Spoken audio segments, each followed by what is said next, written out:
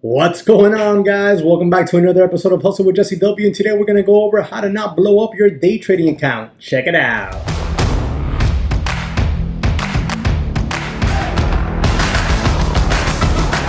All right, guys, so how to not blow up your day trading account. Very simple concept, extremely hard for new traders to acquire. It's as simple as doing two things: smashing the like button and checking out Webull. Link in the description section below. You download the app, you fund your account with $100, you get 2 free stocks, currently valued between $8 to $1,600. Also, check out my website, hustlewithjessew.com. Now, it's so simple not to blow up your account. It really is. But at the same time, it's so difficult. The reason it's so difficult is because day trading makes us fight the most primitive emotions that we can possibly have, which is greed and fear. And because of that, it tends to cause us to blow up accounts when we start out. It really does. I've even seen some veteran day traders take massive losses. I'm talking about massive losses, losing almost a third of their account in just one single day because of poor risk management and just greed. Give me a second here. Drink a little bit of water there, and let's jump into this. So the very first thing we're going to discuss is don't let outside forces influence your trading. Don't let what someone on stock tweets or on Twitter say make you second guess your trade plan, hold on to your entry longer than you should, worse yet, add where you shouldn't, stuff like that. If you go on stock tweets, everything, and I mean everything, is going to the moon or going to zero.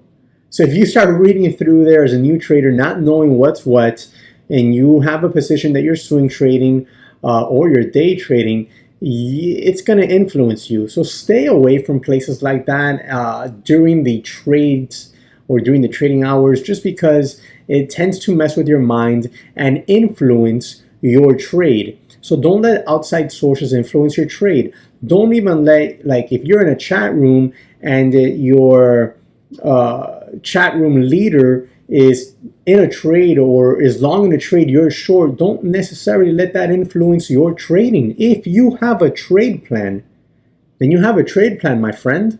Don't let outside influences affect your trade plan or your train of thought, okay?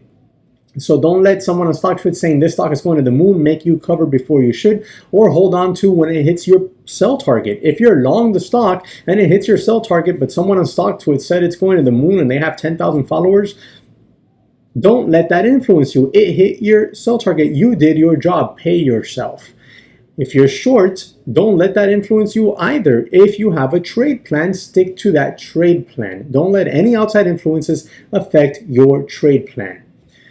Another thing that's very, very important and makes people blow up accounts left and right is don't let other people's P&Ls affect your trade plan, affect your mentality.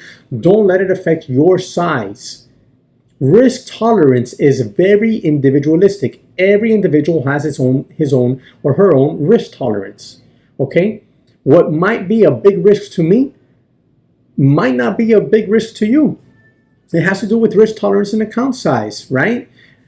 Me, as a consistently profitable day trader, might say to you, $2,000 for me is extremely high risk currently. But for you, it might be a drop in the bucket because you trade in a multi-million-dollar account because you're crazy rich and you're a new trader. So everyone's risk tolerance is going to be different. There is no one size fits all when it comes to risk tolerance. So don't let someone on Twitter posting up $200,000 days, $100,000 days, $50,000 days affect your trading. That's irrelevant. Who cares how much money they made or lost? Your risk tolerance is your risk tolerance, and you can only trade by it, right? If I make $1,000 day and that's a home run day for me, and for you, a home run day is $100. Who cares that I made $1,000 that day? That's irrelevant. Your risk tolerance is your risk tolerance. Your home run is your home run. It has nothing to do with mine. It has nothing to do with anybody else's. Don't let those things influence you. That is absolutely crucial. absolutely crucial because I see it all the time. You see people out there talking about $1,000 a day keeps the real job away. what real job are you talking about there, genius? The average beginner day trader would love to make $50,000 in a year trading and quit their job to just day trade full time. And you're talking about $260,000 keeps the real job away when you're like 21 years old. Come on now, man. You barely have any work experience to make that kind of money unless you're a business owner and clearly in the tech field or another business. You're not making that kind of money. So let's be realistic here. Don't let those guys mess with your mind, right? Don't let it happen. So don't let it happen. So we know don't let outside sources influence your trade plans. We know don't let other people's size affect the size that you trade, because we understand that risk tolerance is extremely up to the individual, okay? Another thing is don't average down on losing trades. I can't say it enough, guys. Don't average down on losing trades. There's no problem with averaging up or down on a winning trade because it's a part of your trade plan. But if you are in a trade and you're averaging down because the trade has gone against you and you just want to try to get a better price because you are saying it's going to pop back up, it's going to pop back up, it has to pop, and it doesn't have to always pop back up. Go look at other stocks like LFIN. They don't have to pop back up, my friend. That rhymed. I didn't do that on purpose, I promise. Don't unsubscribe because I rhymed. Oh, I did it again. I promise, guys, I didn't do that on purpose. So don't, average down on losing positions. Don't average down on losing positions. It just sets you up for bigger failure.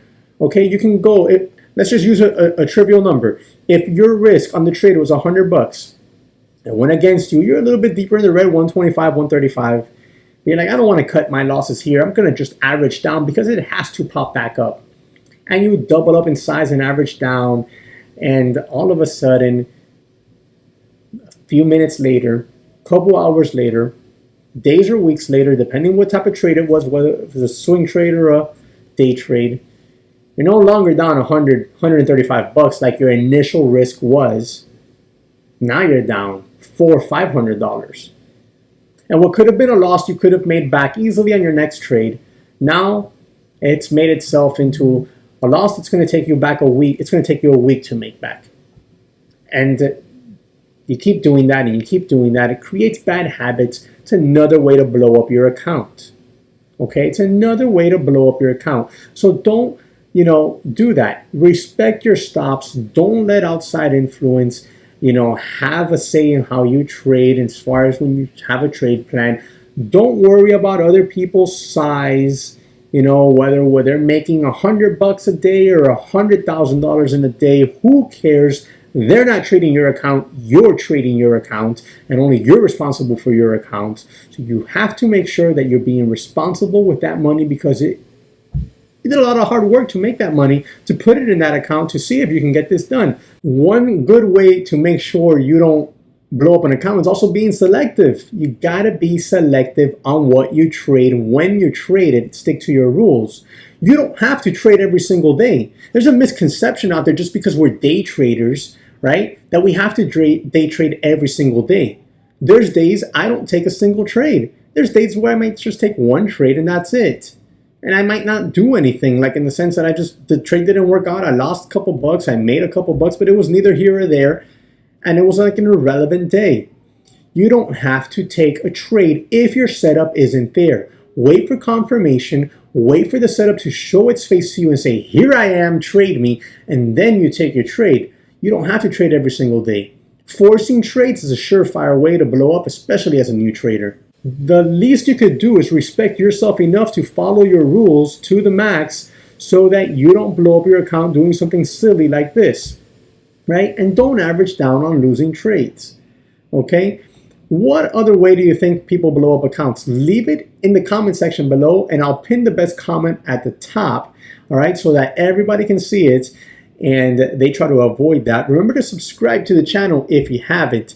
Hit that notification bell so you're alerted when I upload my next video. Smash the like button for me and I'll catch you on the next one.